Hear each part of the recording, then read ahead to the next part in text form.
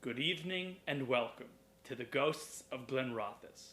My name is Cameron Millar, and tonight I will be your spirit guide.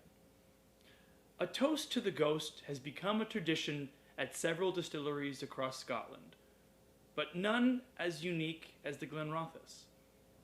Plagued by an explosion and mysterious fires, the Glenrothes distillery has always had an otherworldly aura.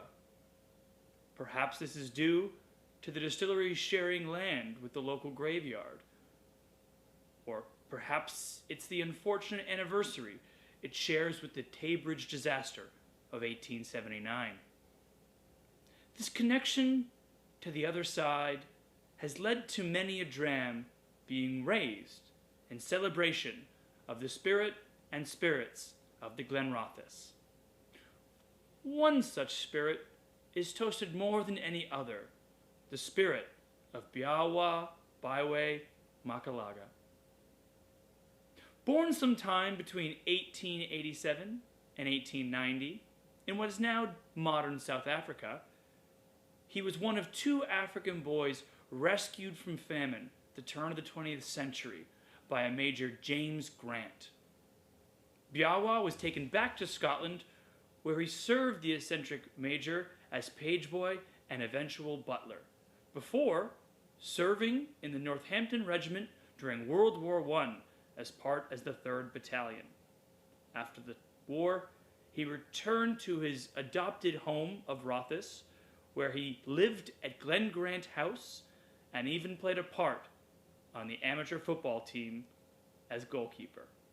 Some say he became a club legend, enjoying the matches in the stands well into his old age.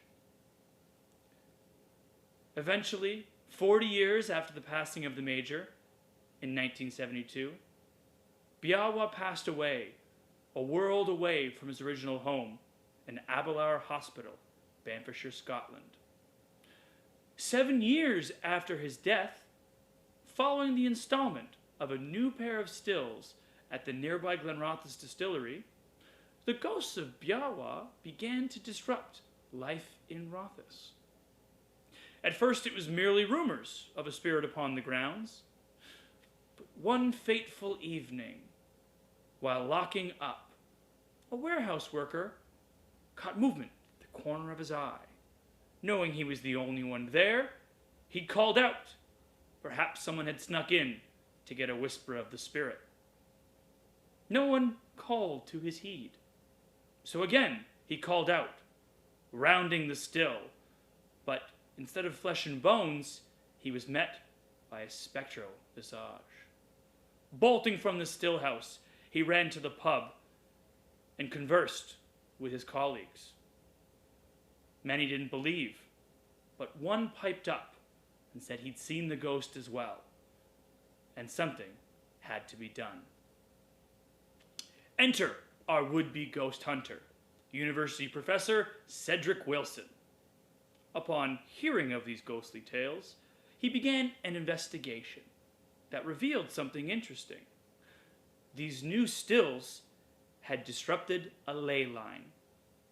Part of the earth structure, from head to toe, from side to side, the earth is bound together from the physical world and the spiritual one through these lines, much to the surprise of the distillery manager.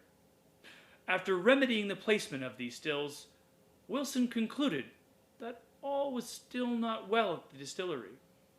Believing that a greater effort should be made, Wilson took a short walk to the neighboring Rothes graveyard that overlooks the distillery. He came upon a gravestone of Biawa Makalaga. Records do not exist of what was discussed that fateful day, but it is said a discussion took place, and to this day it is said that all was resolved. Now, since we've never seen Biawa's ghostly specter since, much of the effort should be attributed to Cedric Wilson. But that does not stop those at Glenrothes who every this time of year raise a glass to the ghost to say thank you and to enjoy that delicious host. So the next time you feel the barrier between this one and the next beginning to thin, raise a glass of the Glenrothes and enjoy your guest. Just hope that this ghost enjoys a good Highland toast. Sláinte.